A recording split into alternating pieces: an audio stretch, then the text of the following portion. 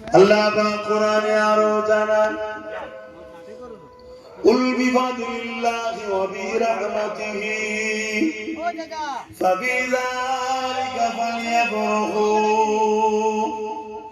এ দুনিয়া মানুষেরা তোমরা শুনে রেখে দাও, আল্লাহ পাক কি জানাতে লেগেছে, আল্লাহ তার হাবিবকে বলতে লেগেছে, আমার হাবিব দুনিয়া মানুষকে বলে দেন বিফাদিল্লাহি ওয়া বিরহমাতিহি, আমার ফজল ও রহমত পেয়ে ফাবিযালিকা ফালইফরাহু, তারা যেন খুব আনন্দ খুশি বানায়।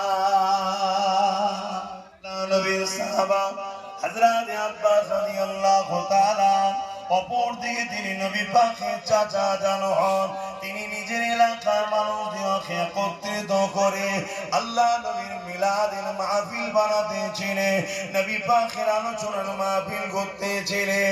আল্লাহ নবী মাহফিলের পাশ দিয়ে গেলে নবী পাককে দেখে সাহাবা হুজুররা দাঁড়িয়ে গেলে, আল্লাহ নবী নবী দয়া নবীকে সালাম দিলে, করছেন এখানে মানুষগুলোকে একত্রিত করে কি আলোচনা করছে।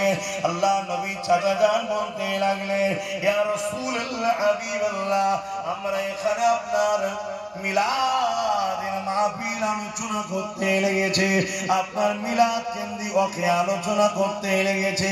আল্লাহ নবী বড় খুশি হয়ে গেলে, নবী আমার খুশি হয়ে বলতে লাগলেন, ওয়াজাবাত লাহু শাফাআতি, আমার মিলাদের মাহফিল যারা বানাবে আমি রাসূল শাফাআত তাদের জন্য ওয়াজিব।